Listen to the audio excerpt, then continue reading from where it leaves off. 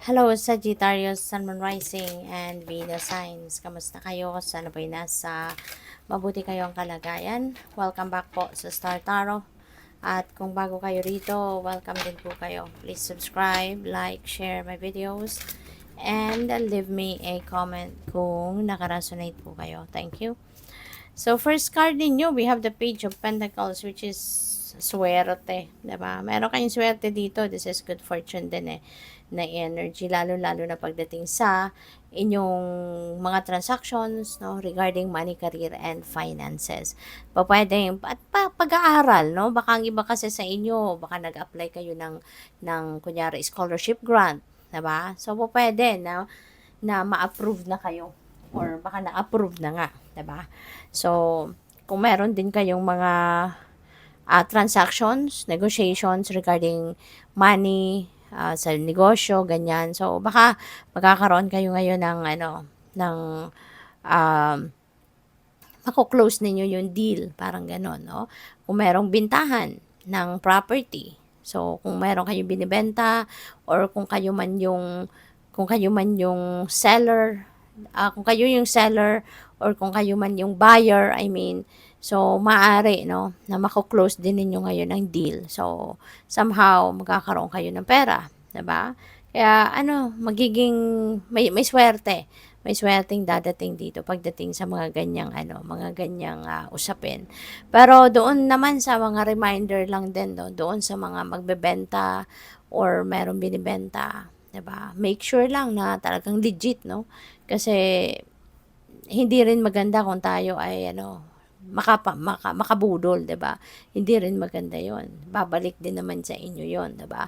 It's going to bounce back. Kaya make sure na yung mga dokumento din na hawak ninyo, talagang totoo 'yon, no? At kung kayo naman yung buyer, make sure na ma-verify ninyo talaga yung ma-verify ninyo na totoo, 'di ba? Existing talaga yung property at saka yung mga hawak na papeles, no, make sure na it's legit, 'di ba? Yung mga ganyan. At saka bago pumirma sa mga dokumento, make sure na talaga na verify ng lahat. All right? So, we have Three of Swords. Ang Three of Swords, ano to? Heartache, heartbreak. Pero nasa likod yung swords. Kaya mag-iingat kayo. Kasi kung hindi pa to nangyayari, pwede kasi, no, na yung stabbed in the back na to na dating ng nito baka 'di ba dito sa selling, sa mga transaction. So, 'yun kaya kailangan dapat kailangang maging mapagmatsyag kayo, be a keen observer, use your own judgment and discernment dyan sa sitwasyon na yan.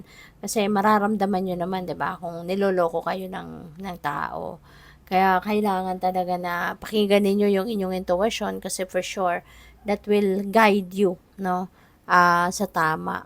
No, bibigyan kayo ng signal kung merong something wrong, 'di ba, sa dealings ninyo with other people. Kaya maging mapagmatsyag kayo. At saka dito sa Three of Swords, pwedeng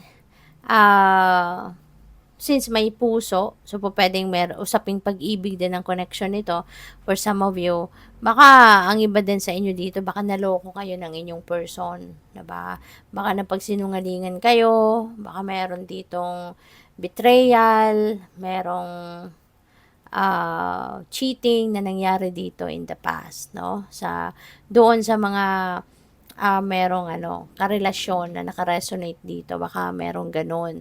And pero parang hanggang ngayon hindi pa rin ninyo na-overcome yun, kung ano man ang nangyari rito. However this resonates with you, pwedeng hindi pa ninyo to na-overcome, baka hanggang ngayon umiiyak pa rin kayo, hanggang ngayon alam mo yon, fresh pa rin sa isip ninyo, naaalala nyo pa rin yung panlolokong ginawa sa inyo, 'di ba? Kaya but it takes time kasi healing takes time, 'di ba? Hindi naman talaga 'yan madali. Hindi naman talaga, walang instant healing, Pero just honor your feelings, honor your emotions kasi kapag sinoppress ninyo, mas lalong matatagalan kayo na ma-overcome ito, 'Diba? Mas matatagal lang kayong mag-heal.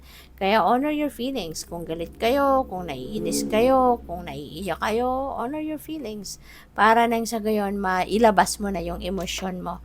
Para nang sa gayon, gumaan ang inyong pakiramdam.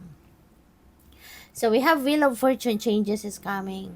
Travel is also coming. Pwede na magbabago na ang inyong sitwasyon. Pwede na magsisimula na gumanda ang inyong sitwasyon dito. Kasi si Wheel of Fortune, aside from swerte, ito, si Page of Pentacles, may swerte din kayo, 'di ba? So, definitely, pagdating sa money, career, finances, pag-aaral, sale of property, mga ganyan, talagang siswertehin kayo rito. And also, siguro, 'di ba, yung eto, baka magsimula na din mabago ang sitwasyon mo. Baka magsimula na din na maging maswerte ka ngayon pagdating sa love life, 'di ba?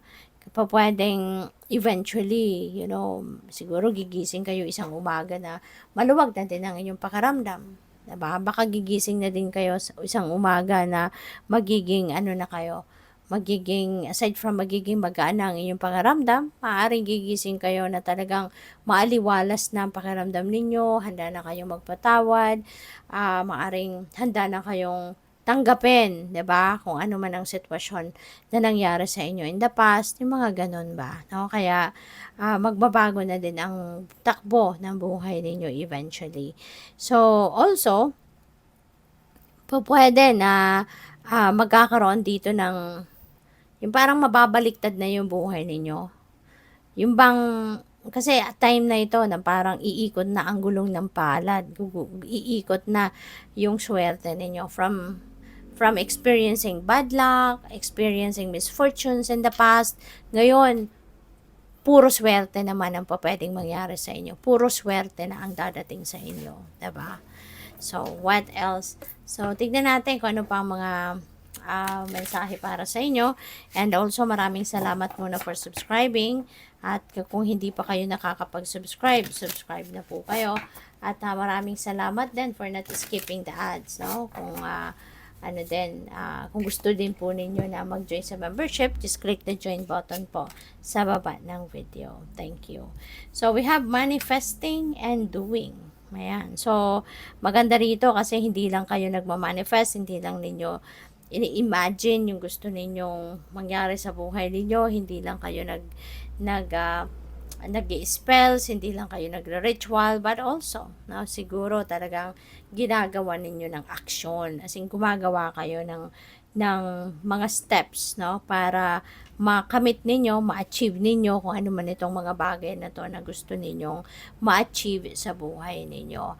Diba? And ngayon, with all that effort, pwede talaga na mag-manifest na kayo ng kung ano man ang gusto ninyong ma-achieve sa buhay. Diba? Makikita nyo na yan sa inyong 3D reality. Success and transformation, diba? There are changes, there are positive changes happening in your life with the Wheel of Fortune. Kaya, maaari, na talagang mababalot kayo ngayon ng tagumpay, diba? With all the swerte na kakapit sa inyo sa ngayon, mapagtatagumpayan mo lahat ng mga gagawin mong pagbabago sa buhay mo. So, unstick the stock, talagang moving on kayo, moving forward, kasi po pwedeng unang-una ang iba sa inyo na merong ganitong sitwasyon, siguro na-stuck kayo dyan for quite some time, hindi ba? Pero ngayon, you are definitely going to move on from that situation.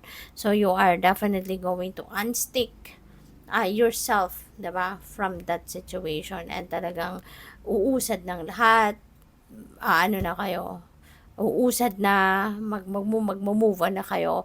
At kung dati nandoon kayo sa stagnant energy, walang progress, hindi nagpo-prosper yung mga ginagawa ninyo ngayon, that's going to change. Okay? So, good luck sa'yo. Thank you for watching. Love and light. Namaste.